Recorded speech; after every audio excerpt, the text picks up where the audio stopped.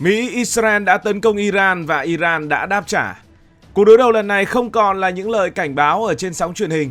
Iran đã bắn, tên lửa đã rời hệ thống, UAV đã vượt qua không phận của nhiều quốc gia. Và bản đồ Trung Đông nếu nhìn từ trên cao giống như một bàn cờ đang rung chuyển từng ô một.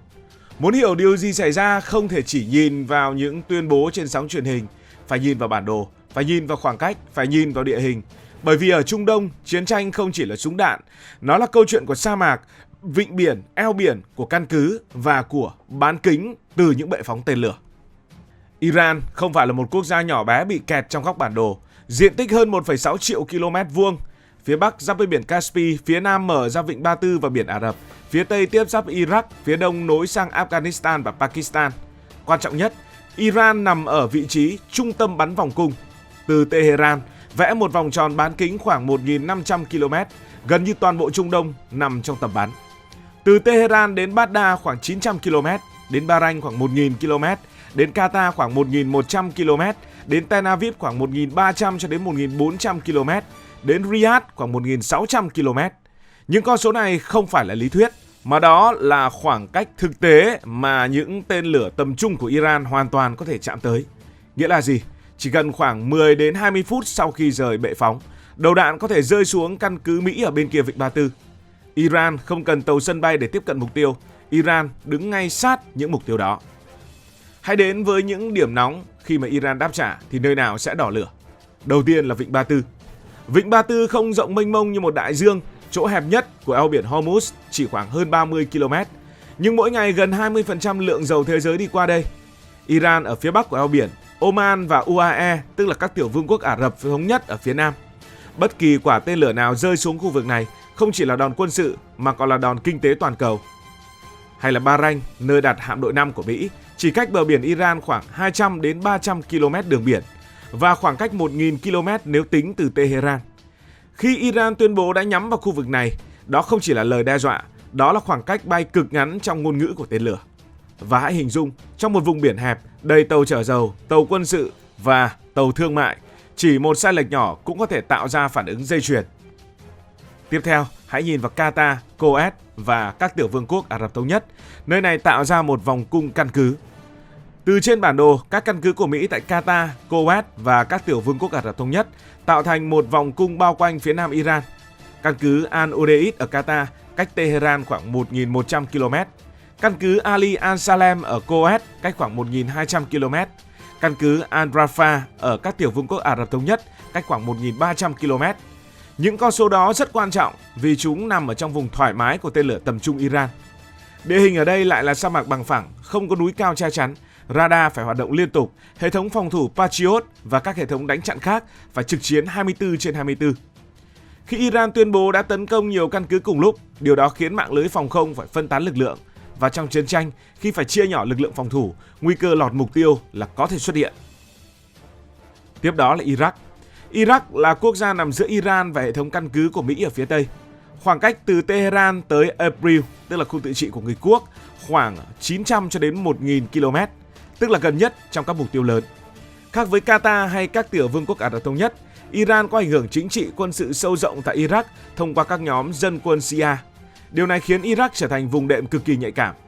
Nếu xung đột tiếp tục leo thang, Iraq có thể là nơi bùng phát những đòn tấn công gián tiếp, pháo kích, UAV cỡ nhỏ, tấn công vào kho hậu cần thay vì chỉ là tên lửa tầm xa. Nói một cách dễ hiểu, nếu vịnh Ba Tư là sân khấu chính thì Iraq là hành lang hậu trường, nơi mọi thứ có thể âm thầm bốc cháy trước khi mà người ta kịp nhận ra. Và một nơi nữa luôn được nhắc đến mỗi khi căng thẳng leo thang, đó là Israel. Khoảng cách từ Tehran tới Tel Aviv vào khoảng 1.300 cho đến 1.400 km tính theo đường chim bay. Nghe thì có vẻ hơi xa, nhưng trong thời đại tên lửa đạn đạo tầm trung, đó không còn là khoảng cách ngăn cản chiến tranh. Một tên lửa bay với tốc độ siêu thanh có thể vượt qua quãng đường đó chỉ trong hơn 10 phút. Nghĩa là từ lúc còi báo động vang lên ở Tel Aviv, người dân chỉ có một thời gian cực ngắn để di chuyển xuống hầm trú ẩn. Trước đây, Israel và Iran đối đầu chủ yếu thông qua chiến tranh ủy nhiệm. Iran hỗ trợ Hezbollah ở Liban, Hamas ở Gaza. Israel thì không kích các mục tiêu Iran tại Syria. Hai bên đánh nhau qua trung gian và có đối đầu trực diện nhưng không phải là thường xuyên. Nhưng khi Iran tuyên bố đáp trả và nhắm tới cả mục tiêu Israel, cán cân đã thay đổi. Lúc này khoảng cách địa lý không còn là lớp đệm an toàn nữa. Israel thì có hệ thống phòng thủ nhiều tầng được xem là hiện đại bậc nhất thế giới. Hệ thống vòm sắt chuyên đánh chặn rocket tầm ngắn, hệ thống David Sling xử lý tên lửa tầm trung và các hệ thống khác được thiết kế để đánh chặn tên lửa đạn đạo tầm xa ngoài tầng khí quyển. Về lý thuyết mà nói thì đây chính là lá chắn thép nhiều lớp. Nhưng không có hệ thống nào tuyệt đối. Phòng thủ tên lửa luôn phải đối mặt với hai vấn đề, số lượng và chi phí. Nếu Iran phóng số lượng lớn cùng lúc, kết hợp tên lửa đạn đạo, UAV cảm tử và có thể cả mồi nhử, hệ thống đánh chặn có thể sẽ bị bão hòa. Mỗi quả tên lửa đánh chặn có giá hàng trăm nghìn đến hàng triệu đô, trong khi UAV hoặc rocket có thể rẻ hơn nhiều. Và đây chính là cuộc chơi tiêu hao nhiều ngày. Yếu tố địa lý lại càng làm cho mọi thứ trở nên phức tạp hơn nữa. Iran và Israel không có chung biên giới. Điều đó có nghĩa là bất kỳ đường bay nào của tên lửa hoặc UAV đều phải đi qua không phận của ít nhất một quốc gia, có thể là Iraq, Jordan hoặc Ả Rập Xê Út tùy quỹ đạo. Khi đó, những quốc gia trung gian này buộc phải kích hoạt radar, phòng không và có thể kéo vào thế khó xử, đánh chặn hay là để tên lửa bay qua. Chỉ riêng việc một quả tên lửa bay qua bầu trời cũng đủ khiến cả khu vực báo động. Không phận Trung Đông vốn dày đặc các căn cứ quân sự, các tuyến bay thương mại và hệ thống radar. Một sự cố nhỏ cũng có thể gây nhầm lẫn nguy hiểm. Nếu Israel quyết định đáp trả trực tiếp vào lãnh thổ Iran một lần nữa, ví dụ nhắm vào các cơ sở quân sự sâu trong nội địa, cách xa biên giới hàng trăm km, vòng tròn đối đầu sẽ khép lại hoàn toàn. Khi đó, cuộc xung đột không còn giới hạn ở việc Iran tấn công căn cứ Mỹ tại vùng vịnh hay Israel không kích mục tiêu ở đâu đó. Nó trở thành cuộc đối đầu trực diện giữa hai quốc gia cách nhau hơn 1.300 km nhưng đều có khả năng vươn tới lãnh thổ của nhau trong vài phút. Khoảng cách địa lý từng là tấm đệm an toàn trong nhiều cuộc chiến tranh cổ điển, nhưng ở Trung Đông hiện nay, 1.300, 1.400 km chỉ còn là một con số trên bản đồ mà thôi.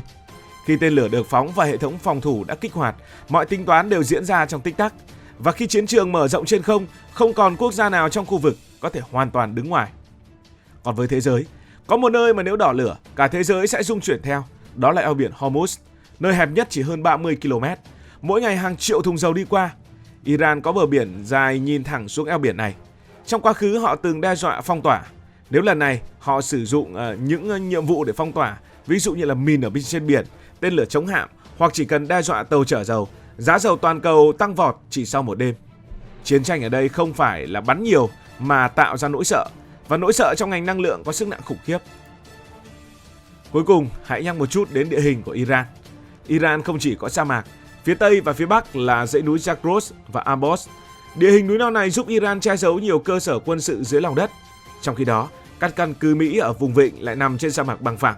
Nói một cách hình ảnh, Iran có mái nhà chính là núi đá che chắn. Còn nhiều căn cứ vùng vịnh giống như những điểm sáng giữa sa mạc rộng lớn. Điều đó không có nghĩa là Iran không bị tổn thương, nhưng về địa lý phòng thủ đơn thuần, Iran không ở thế bất lợi hoàn toàn. Điều đáng sợ nhất không phải là một cuộc tấn công đơn lẻ, mà là tính liên thông của bản đồ Trung Đông. Một quả tên lửa bay từ Iran sang Bahrain có thể đi qua không phận Iraq, Kuwait, Ả Rập Xê Út. Một UAV hướng đến Israel có thể phải bay qua Jordan. Nghĩa là chỉ cần một cú bắn cũng kéo theo nhiều quốc gia vào trạng thái báo động. Không gian địa lý ở đây dày đặc căn cứ quân sự, không giống như châu Âu có khoảng cách xa giữa các trung tâm quân sự lớn. Ở Trung Đông, nhiều căn cứ chỉ cách nhau vài trăm km. Đó là lý do khi Iran tuyên bố đã tấn công nhiều địa điểm cùng lúc, bản đồ khu vực lập tức chuyển sang màu đỏ. Iran đã đáp trả, và việc họ có thể tấn công nhiều nơi cùng lúc không chỉ là câu chuyện của riêng họ nữa, mà là câu chuyện địa lý cho phép điều đó. Khoảng cách 1.000 đến 1.500 km ở Trung Đông không còn là rào cản. Vịnh Ba Tư thì quá ẹp, eo biển Hormuz thì quá quan trọng, căn cứ Mỹ thì quá gần. Trung Đông lúc này giống như một vòng cung căng dây, mỗi đầu dây là một quốc gia có tên lửa trong tay.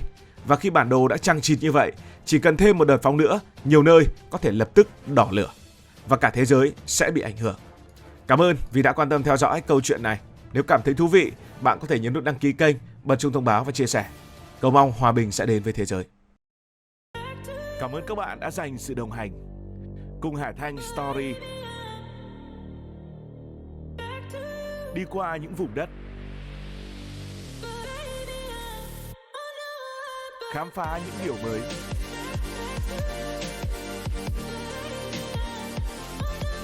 Đừng ngần ngại, hãy để lại những góp ý và xin được hẹn gặp lại.